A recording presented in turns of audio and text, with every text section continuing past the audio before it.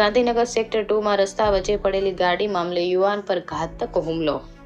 Sector 2માં રસ્તા વચ્ચે પડેલી ગાડી હટાવવાનું કહેતા યુવાન પર ધોકા અને પાઇપ વડે હુમલો કરવામાં આવ્યો।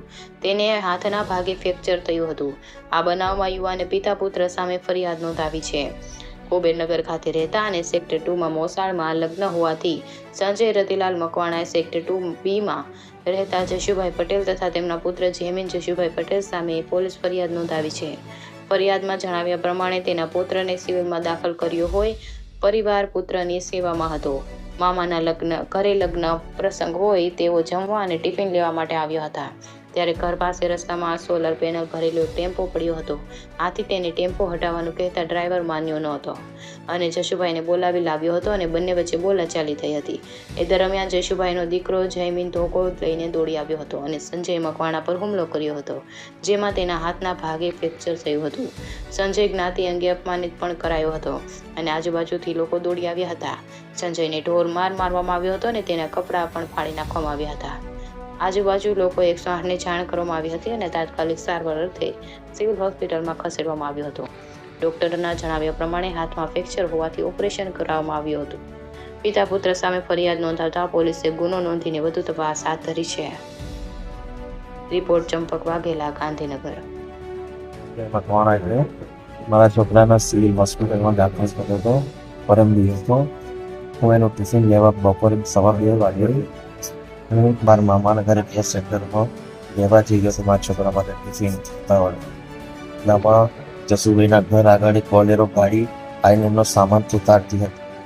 ત્યારે મેં એમના જયમીનને મેં કીધું કે ગાડી થોડીક આગળ લઈ લો, તો એમણે ખસકાઈ નહીં, અહીંથી ગાડી નહીં નીકળવા દો, તમે ફરીને જતા રહો। એટલે પ્રેમથી સમજાયું એક ગાડી આગળ લઈ કે ના પાડી મને કહે કે ગાય કરી લો તો હું ગાડી નહીં હટાવું।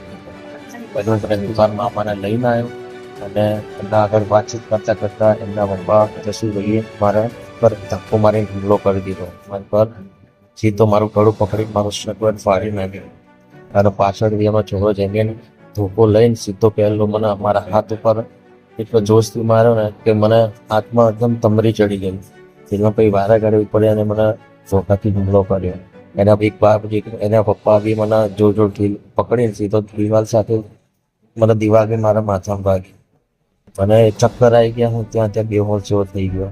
ત્યાં પછી મારા મામા બધા ઘરથી બધા લોકો દોડીને આવ્યા અને પછી એ લોકો મને 108માં લઈ અને મને ગુજરાતી વિશે બી મને બહુ અપશબ્દો બોલ્યા એણે। હા, અહીંયાથી કે નીકળવાનું નહીં કે આમ તેમ મને બહુ જ અપશબ્દો ગાડીને બધું બહુ જ બોલ્યા। પછી મને 108ની અંદર મને ભાન કંઈ જ હતું નહીં। મને 108ની અંદર લઈને આવ્યા અહીંયા ગાંધીનગર સિવિલમાં અને મને એડમિટ કર્યો અને આજે જે સવારે મારું ઓપરેશન કર્યું। બહુ જ મતલબ રોષે ભર્યા હતા અને મારો વાંક નહોતો નહીં, તેમ છતાં એ લોકોએ ગઈ પ્રાપ્તિ કરે મારી જોડે કેટલા સાધન હતા મને બી ખબર નહીં। હું મારો હવે એટલા ચક્કર ચડી ગયા અને હું હોશમાં જ નહોતો। પછી મને લઈને આવીને સારવાર સથી કરી અને આજે મારું ઓપરેશન થયું છે।